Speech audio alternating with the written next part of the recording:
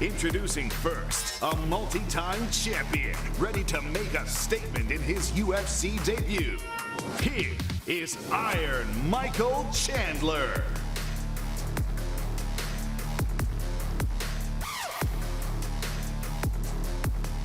And his opponent, New Zealand's finest, coming off a 2020 in which he put on two of the best fights of the year.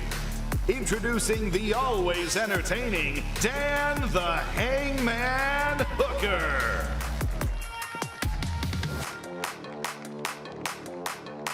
And all roads lead to the main event. It's the much anticipated return of the double-weight world champion.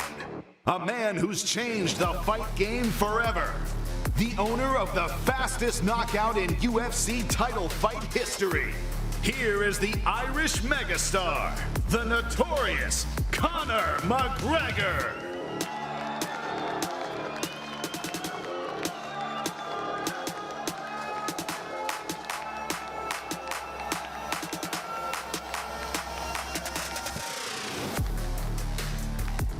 And he faces one of the best fighters in the world today. The pride of Lafayette, Louisiana, winner of 4 of his last 5 fights, the former interim lightweight champion. Please welcome Dustin the Diamond Poirier.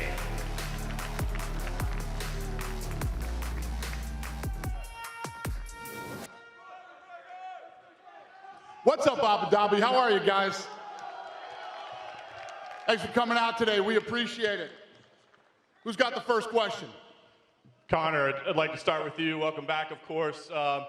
First things first, I mean, this entire pandemic, I think we've wondered, what would a Conor McGregor fight be like with no crowd, and now it's limited crowd? So now that you're kind of in the building, you're getting a sense for what the atmosphere is like, and we think about you, the bright lights are on, the big crowds, that's when you perform. How does that affect your energy, your focus on fight night?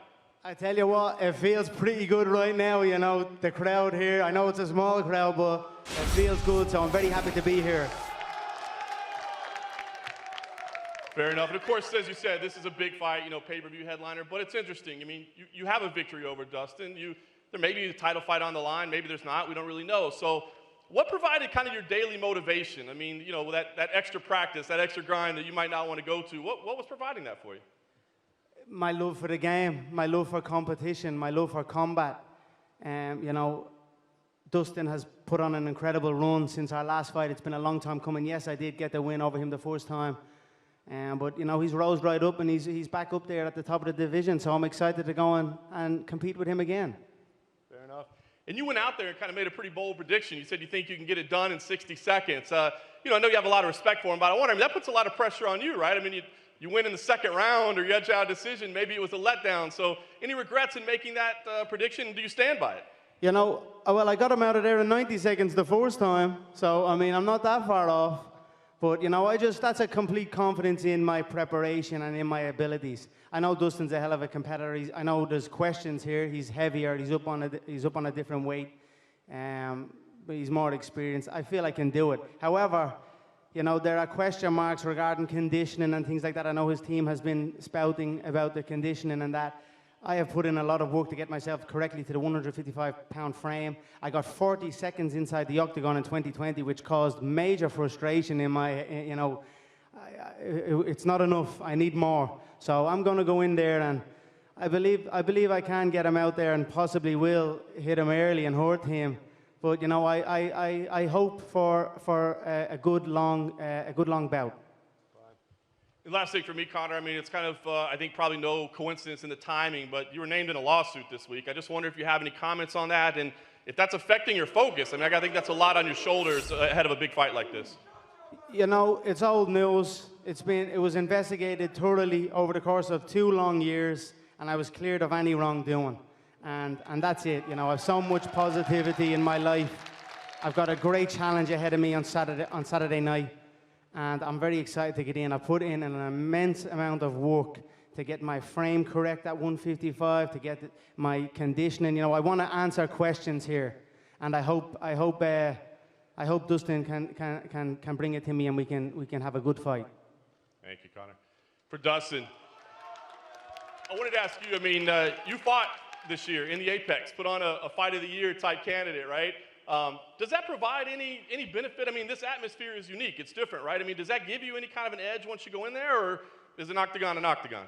An octagon's an octagon. It's actually good to see us moving in this direction and fans coming back. That's the direction we need to be, opening things up as safe as we can. And the UFC and Abu Dhabi here are doing that. So I'm excited to put on a show for these guys. Yeah. And Dust, I know that you've committed your life to this game, right? Sacrificed everything. You never had a $100 million boxing match. You know what I mean? You don't have a whiskey brand that's distributed around the world. I know you like the saying, 25 minutes to make life fair. Does that apply here? I mean, do you feel like there's a chip on your shoulder? I mean, you guys have had this kind of parallel life, but it's gone different. Do you walk in there with a little chip on your shoulder? Every fight is a chip on my shoulder. I'm trying to prove something. I'm trying to, the work that I put in, I'm trying to make it pay off. I'm trying to put my family in a better position, and this is no different. I know what a win over Conor McGregor means in combat sports, and I know that whoever wins this fight is fighting for gold, and that's why I fight. Fair enough. Thank you, Dustin. And just one last one for Dana, please. Dana, obviously this is a massive pay-per-view. Sir, you've got the hot sauce, Dustin. I'm actually I'd love to taste the hot sauce. I got a bottle for you. I appreciate that. I've got a bottle of proper for you. I'd love to share that. So, you know what I mean? He's putting in the work. I've been highly impressed. I think the whole business has been highly impressed. After that loss many, many years ago, he rose up, became champion. He's given so much back. I'm honored to share this octagon with this man. I know we have this competitive fire, and it's still there. There's still that in us, there's no denying that. We have a clash, and it's going to be a good firework-filled bout. But the respect is admirable for this man from me. I don't want to make it seem like we're up here giving each other back massages, but I just want to clear the air. Conor's team, McGregor Sports Entertainment, did reach out to my foundation, and they are, starting the donation to the Good Fight Foundation, and we have huge, huge plans for that. So, Conor, man to man. My pleasure, brother. My pleasure. Thank you. You're going to help a lot of people with that. Yes, and you. Maybe you could help him with the distribution deal for the hot sauce. Of course, no problem. I got to taste it first, though. I don't put my name to something unless it's the proper, you know what I mean? Unless it's the finest. I got you. You'll taste it Sunday morning, then I'll give you a bottle after, yeah? It's perfect. Fair enough. Dane, I just want to ask you, like I said, I mean, this is a huge pay-per-view event to kick off the year. You kind of stirred the pot a little bit with the piracy, the online streamers. They want to come after you and give this thing away. So, any regret in kind of maybe stirring the pot a little bit? I'm glad you asked me about that because we got one. We got him. We're watching this guy right now. All you have to do is turn it on Saturday, and we got you, fucker. I can't wait. Turn it on Saturday, streamers, and see what happens. Thank you for asking me that question. Pipe down. Who's next? Question for Michael over here. Welcome to the UFC. This is your first real big press conference in your new home. I don't think anyone for years thought you would be here. So what are your first impressions of the UFC fans now at this press conference? This is great, man. Thank you. I appreciate it. It's awesome to be kind of a historic night. 10 months of not having any fans during a worldwide pandemic. It's nice to share this opportunity with the fans, man. It's been a long time coming, and there was moments where I wasn't sure if I would ever make that jump to come over. The circumstances needed to be right. It needed to feel right. A couple months ago, having that conversation with Dana, it felt this is where my new home needed to be, and everything has been wonderful thus far, and I'm excited to go out there, start this new chapter. Got a blank page on Saturday night to start this new chapter in my career. I'm excited to get out there and compete. And I know you're not looking past Dan, but you had said in the media day you were looking forward to at least sizing up Conor, being around him, seeing what he's about. So have you seen him in the hotel? And if you haven't, what do you think now? No, I have not. No, this is just the first time I saw him, man. He's looking dapper as always. Conor McGregor, typical Conor fashion. But I've been outside of the UFC, and I told Dana this in our conversation. Every single time that I trained for one of the guys that I stepped inside of the cage with, I wasn't training to fight them. I was training to fight the number one guy in the world. The number one guy in the world has always been under the UFC banner. I was always training to fight to beat that guy. So. Sizing everybody up. Last time I was here on Fight Island, saw Khabib, saw Gaethje. Man, these are the upper echelon, the world-class guys that I've wanted to compete against since day one. And now I get that opportunity. Just got to go out there and take care of business on Saturday night. And question for Dan. A lot's made with Michael's wrestling credentials. You, of course, have a very extensive striking background. So what do you make of Michael Chandler's striking inside the octagon? He's aggressive. The guy comes out, he's a fast starter. So I'm expecting by the end of that first 5 minutes, we're going to know how this thing's going to play out. I'm expecting him to come at me. I'm expecting a fast start, but I'm not one to back down to a challenge. And then question for Conor. Max Holloway declared himself the best boxer in MMA. You kind of laughed at that on Twitter. So I'm wondering, how would you rate the three gentlemen up here's boxing compared to yours? I tell you what, the last press conference I done with Cerrone, it was just myself and Donald up here. You know, this time we've got 3 other men, 4 of us, and we're all in the same division.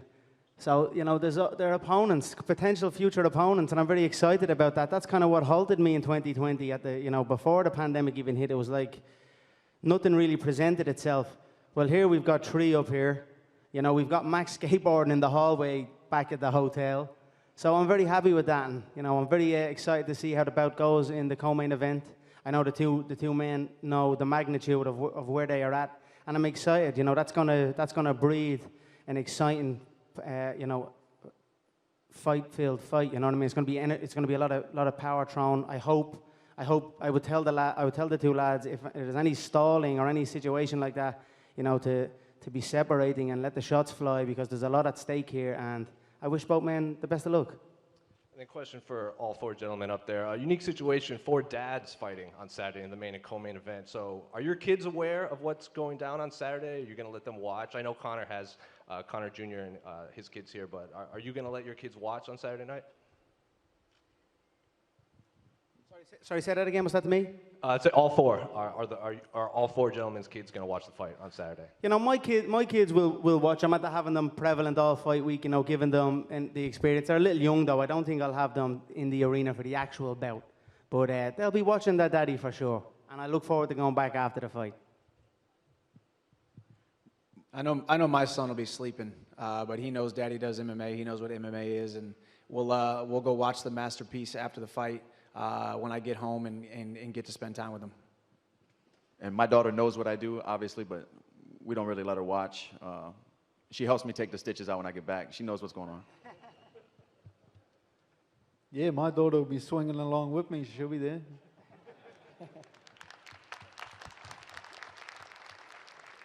Who's got the next question? Well, one more for you, Dana, right here. Khabib did an interview yesterday saying he still doesn't want to make his mom upset by returning. Have you seen that interview, and have you spoken to him again since your initial conversation? I told you guys, we'll see what happens this week. We'll get him. We'll get him.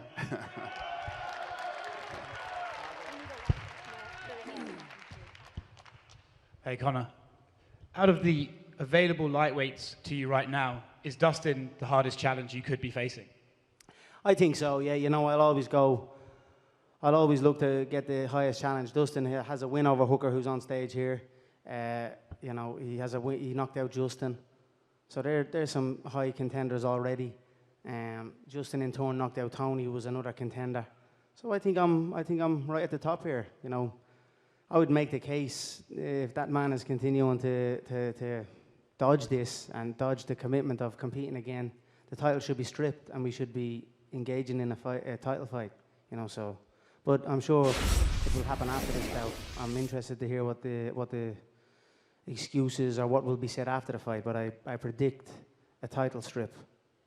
Going off a prediction, you said it's going to take 60 seconds to beat Dustin. It might go longer. But do you have the shot in mind already that you want to finish him with, or is that something that presents itself in the fight? I have a million shots. I have so many weapons in my arsenal. And, you know, they're all fine-tuned at this time. I'm in a phenomenal place. And I look forward to getting out and showcasing, you know, painting my picture and putting on a beautiful performance for the fans around the world.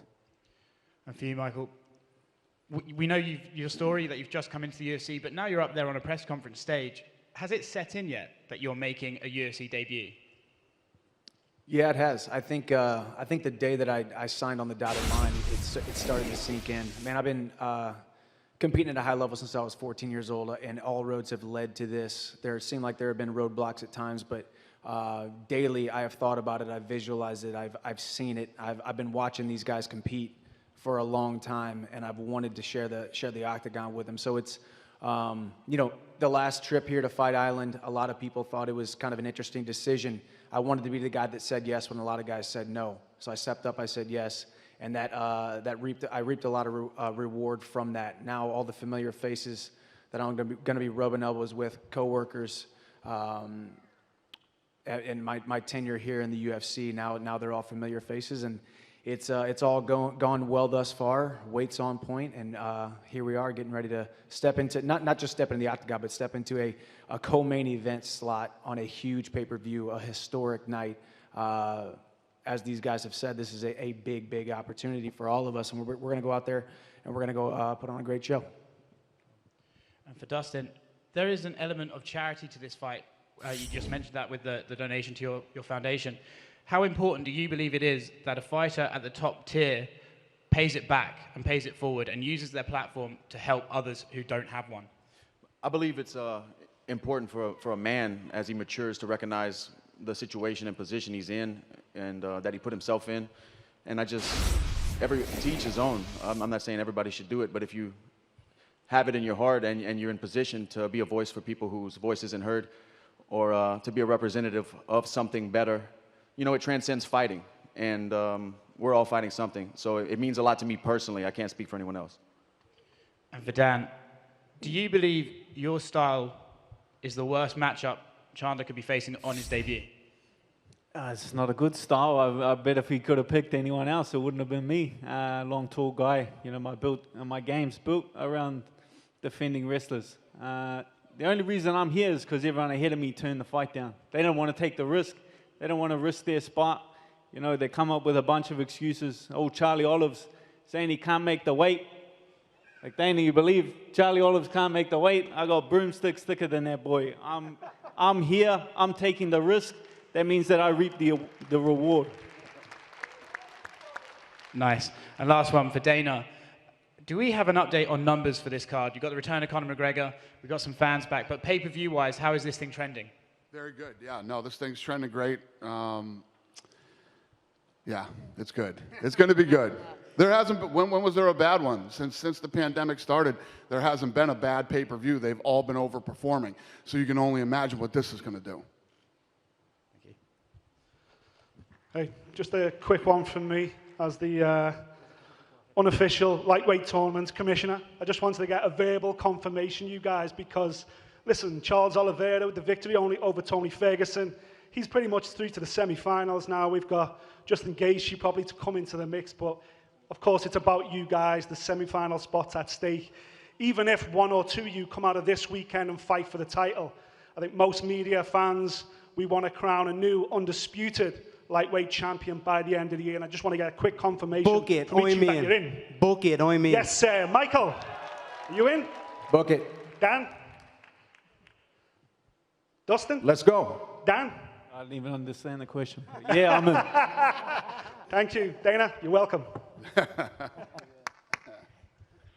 All right. Hey, Conor, you looked like you had something you were about to say there when Dana was talking about the pay-per-view numbers. So Yeah, it goes without saying. You don't got to come up and talk about EA Sports, UFC selections and all this type of thing when it comes to me. You know, the pay-per-views are trending. The Embedded has been record-breaking again. It's almost double. The first episode of The Embedded is almost double than all of the other Embeddeds that have came out in 2020, bar one, McGregor Cerrone. So it's trending in the right direction. I'm very excited about it, you know. I'm very excited to give these guys a platform here, you know what I mean? And like I said, and I'm happy to hear Chandler say this and Hooker say this, you know, take your chances and reap the rewards here. So that's it. So there's going to be 2 cracker fights, and I'm ready. And as the guy from BT said about the tournament, book it, we're in. And that's amazing. Let's go. One more for you, Conor. I know you kind of said at the beginning the narrative about your conditioning and everything going into this fight. Can you just expand on that? And why do you think there are those doubts about your cardio? You know, I think it's a myth. Obviously, I had the Diaz one, the first Diaz fight. I went from featherweight, and then a month or so later, I was at welterweight. You know, that's obviously going to have impact. And then there was other issues. But, you know, I think overall it's a myth, and it's a myth that's, you know, it's out there, and that's it. I hope we can answer it, and I will answer it in time. At some stage, I keep showing up here. You know, someone's going to be able to stay in the pocket with me and stay in there and fight with me. And I hope it's this. I hope it's this Saturday night. Do I think so? I do not. I'm in some shape here at the minute, and I tell you this now. I am coming to put on a masterpiece. So I'm excited about it. And just one for you, Dustin. I know you said prior to the fight with Dan there that you didn't really like that there was a certain expectation that you would win going in, and you kind of relish being the underdog more. Can you just speak a little bit more to that, and do you feel at your most comfortable going into a fight like this? I'm not sure if I relish it, but of course I want to be cheered when I walk out, but I'm acquainted with it. I know the feelings, and I've been in this position time and time again. That's just it. I'm just acquainted with it.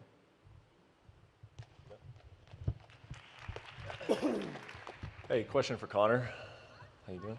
I've enjoyed listening to you talk about, getting the frame right for 155, and it struck me that it's kind of crazy that you've only competed there twice. You've been in the UFC for, 7 years? You've only competed at 155 pounds twice. Is that your ideal weight class, do you think? Do you think that's where you operate at the highest level? I've done pretty good in all the other ones as well. Yeah. I've done good in them all. I've secured belts in multiple divisions, and I've secured knockout victories in multiple divisions. I do feel great at this weight, but whatever I commit to, I feel great at. When I do the welterweight bouts, I feel great. I feel strong and big. I still feel this now. You know what I mean? I feel fast also. So I'm excited to get in and showcase it. Like you said, I have not had that much fights at 155 pounds in the UFC division or in the UFC, and I'm eager to put in a stint to get a run going. Like I done with the featherweights. I think I went 7 or 8 fights within the space of a year and a half. That's what I'm looking for here. If they can match me up, I know now we've got multiple opponents up on the dais already, so we're in a good spot, and I'm eager to get going and showcase. I feel this is the best I have ever been for sure, and I'm at 155 pounds. But if I go back to 170 pounds, you best believe that'll be the best I'll be at also. So it is what it is. Yeah, and you one tweet that you made, I don't know exactly when you put it up, but you said that after you won the 155-pound belt, you wonder maybe you should have jumped up and gone for that 170-pound belt right away. And I just wonder, obviously things have worked out well for you. The Mayweather fight made you a whole lot of money, but have there ever been, do you think about that sometimes? What would have happened had I not left the sport? Sometimes I think, man, I should have just stayed in the featherweight division and fought Ricardo Lamas and all those type of guys, you know what I mean? And just been in the featherweight division. I always look to challenge myself and seek greater heights. And although I have been the champion at 155 pounds, I have not had much time at this weight in the UFC, and this is what I wish to do now. Last thing for you, I wouldn't say that the security team was necessarily concerned about it, but they were very aware that you were going to be in the hotel this week at the same time as Khabib. And I was just wondering if that is still a warranted concern, or have you guys passed that part of your relationship that you could be in the lobby of a hotel and we wouldn't have to worry about anything happening between you guys? All of those events were 2018. It's now 2021. What I will say is as long as we fight again, there'll be no issue, and that's it. If he continues to run, well, I'm not sure. We'll see what happens. And I got one for you, Michael. Obviously you've been asked a lot about being in the new promotion and what it feels like to be in the UFC. I wonder what it feels like to be on the stage with these 3 gentlemen. And is this a different caliber of opposition that you've been in contact with throughout your career? Is there truth to that, or do you feel like throughout your career you have been amongst guys who are of the same skill level as these guys? Overall, this is the toughest competition that I will ever face in my entire life. But I think when you look at my resume, when you look at my track record, guys like Eddie Alvarez, guys like Benson Henderson, these are champions that were here in the UFC. Granted, it was a couple years later, but I've been competing at a high level since I was 14 years old, as I said. So I've been dreaming of this day or visualizing this day just in case it ever did come. And now I'm fully prepared to take the opportunity head on. And absolutely, all these guys are the best in the world. And the UFC lightweight division is the most hyped, most electrified, most energetic division in the UFC today. And it was a perfect time to insert my name into the mix. Thanks, guys. This question's for the Diamond, Dustin Poirier. You fought in this country before to unify the lightweight strap against Khabib Nurmagomedov. Is this stage greater for you than UFC 242? It's obviously a huge fight, but fighting for the world title is the biggest fight you can get to me, because that's the reason I fight. I want to be the undisputed world champion. I'm still chasing that goal, and I know this fight here gets me one step closer to that. So. This question's for the notorious Conor McGregor. What separates the fighter Conor McGregor from the business mogul Conor McGregor? You know, I bring all of the discipline and the drive that I learned in my martial arts training and preparation and competition into the business world, and it's helped me tremendously. It's why I always would urge any parents around the world to get their children into martial arts, any type of combat sport. And it's not necessarily to compete. If they wish to compete, well, then they can compete. But the things that they learn through martial arts, you know, you cannot learn it anywhere else, and it will translate into many other things, especially the business world. So it's pretty much the same, two of the same. And lastly, for Michael, you've sized up all of these lightweights now. The last one here is Conor McGregor. You've rubbed elbows with all of them. What do you make of this guy sitting next to you? Hey, he is exactly who we think he is. He is exactly who he thinks he is. He's got a track record. He's a global superstar for a reason. But all of that doesn't matter when you step inside that octagon when the cage door closes. We all know that. He knows that. But as far as the man, as far as what he's accomplished, as far as, just as you alluded to, outside of the cage, what he's done eyeball-wise, attention-wise for this division, for this promotion, it's nothing short of amazing, and it's awesome to share this opportunity, share this stage with these guys. And it's, as you can see, I think there's a lot of growth up here. I think we've seen a lot of growth in Conor, one of the baddest men on the planet, now one of the most daddest men on the planet. I think all of us, as you alluded to, we're all dads. We all started coming up hungry, humble, and now we're dads and really fighting for a different purpose. So you kind of see that in him, you see that in Dustin, you see that in Hooker, and you see that in myself. So, man, either way, Saturday night, we're all going to go out there, put on a great show. Everybody buy that pay-per-view. Let's go. Appreciate that, brother. Thank you. Conor, how you doing, mate? You've evolved so much in your fighting career, but I think you've always been an artist inside and outside the cage with your fighting style and your ability to sum up things in such a poetic manner. But can you just talk to me a little bit about how you define yourself as an artist? I'm just an insanely driven young man, you know what I mean? I'm passionate about what I'm passionate about, and I give it my all. That's it. I'm a hard worker, true and true. If something needs to be done, Conor McGregor gets it done. Make no mistake about it. That's awesome. Staying on the topic of art, I wanted to read you a quote from 2013 that you said. It's really poignant, and I think it deserves to be read out in full, so just bear with me. I've lost my mind on this game, like Vincent van Gogh, dedicated his life to his art, and he lost his mind in the process. That's happened to me, but fuck it. When that gold belt is around my waist, and my mother has a big mansion, my girlfriend has a car for every day of the week, and my kids' get everything they ever wanted, then it will pay. Then I'll be happy I lost my mind. Can you just reflect and talk to me about how that makes you feel hearing that in 2021? You know, yeah, it's been some ride. I've got it done, and I'm up here, mad as a brush. You know what I mean? I've been through it all, my friend. You know, I appreciate that, and it's been a wild ride for me. It's not been easy at times, but you know, what a life. And I tell you what, I wouldn't want it to be any other way. I'm very excited to be back here. I'm very excited to have fans back in the area. I'm very excited with the competition, the multiple competition.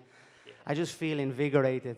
You know what I mean? And as you said, about artistry and all, and Vinnie Van Gogh, I'm going to paint a beautiful picture here inside this octagon on Saturday night, and I'm very excited to do so.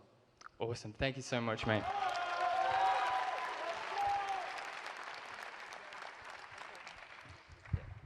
Go ahead, Ron. Yeah, it's Ahmed Al-Wasiri from Abu Dhabi Sports. The amazing thing about this sport is we've seen the fighters grow in front of us. And like Conor McGregor and Dustin, they're different fighters since they started over here. We know the motivation behind Dustin's fight against Conor McGregor is to beat Conor McGregor and to become the champion within 1 year. But you, Conor McGregor, you fought Jose Aldo and you elevated the standard, and then you fought Eddie Alvarez and you became the double champ, and then you're fighting, you're just elevating standards each time. So beating Donald Cerrone last year, and now you're fighting with Dustin Poirier. What's your motive after this, after 7-8 years of competing in the UFC? I feel like I'm only starting, man. Everyone kind of wants to, hey, Conor, you've done it all. You're so rich. You're richer than Dana over here. What are you doing here? I'm like, I'm not allowed here. I want to be here. I want to perform for the fans. I'm a young man. I've got many highlights. You know, but all the money, all the belts, everything, that comes and that goes. You know what lives on? Highlights, a fighter's highlights. You look at Roy Jones Jr.'s highlights, Mike Tyson's highlights. I still look at them today, Ali's highlights. I want my highlight reel to be like a movie. You know what I mean? So that's what I'm after. I'm looking to get in and perform and put on amazing highlights that I can sit as an old man with my son and just watch back and just enjoy life. You know what I'll be drinking? A nice proper 12 by the fire in the Emerald Isle of Ireland, and this is it, man. I'm just loving my life. Please don't be trying to get rid of me, guys. I love it here, man. I helped build this. I helped do this. I'm here, and I love it, and, man, I have plenty of motivation. You know what I mean? Dustin's a hell of a competitor. What does the champ do? He does it twice. Okay, I conquered it. Let's conquer it again. You know what I mean? Do it twice. That's what the champ does.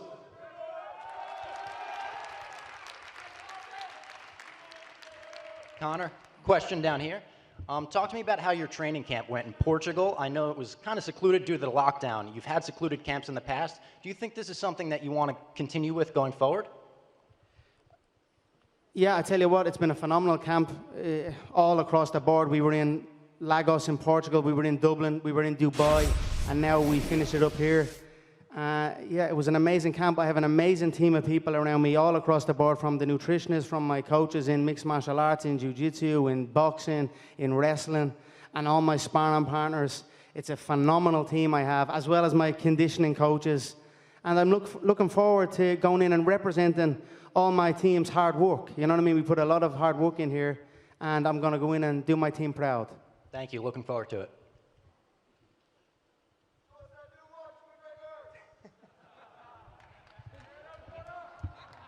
Who else?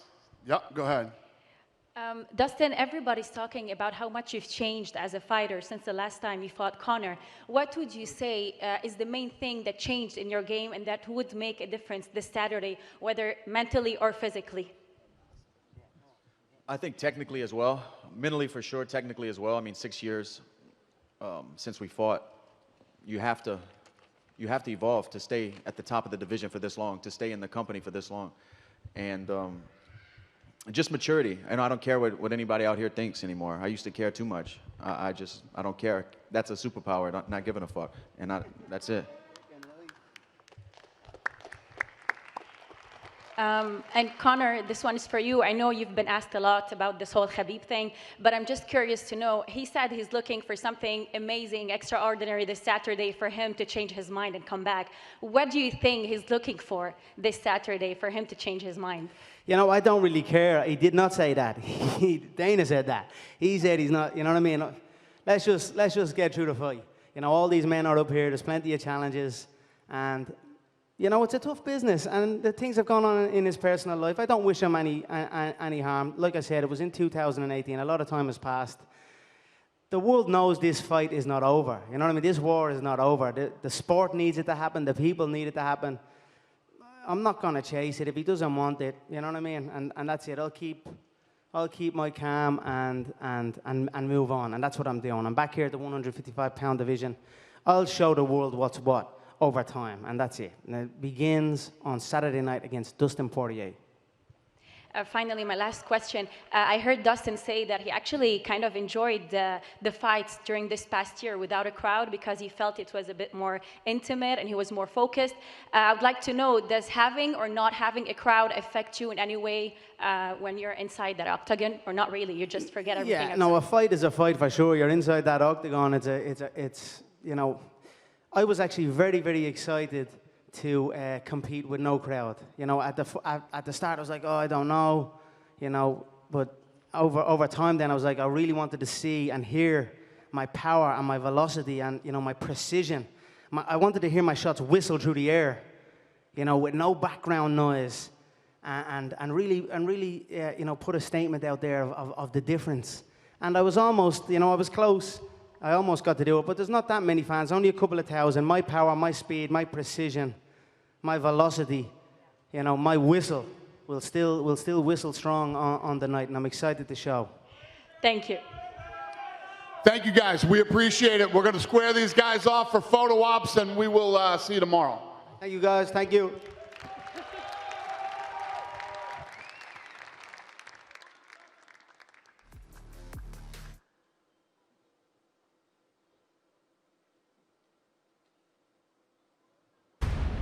This is a rematch that everybody wants to see.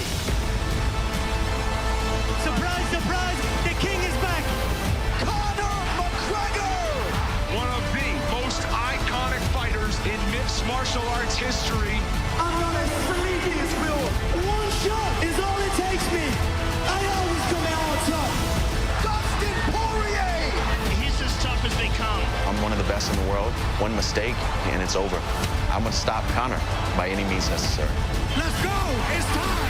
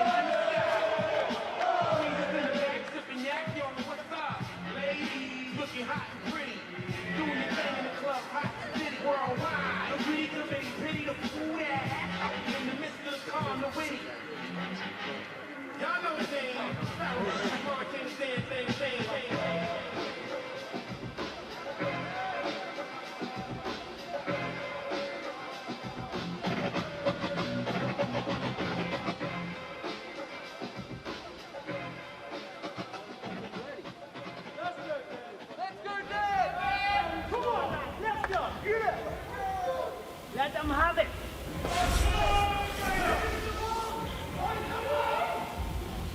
Case full of noise real quick.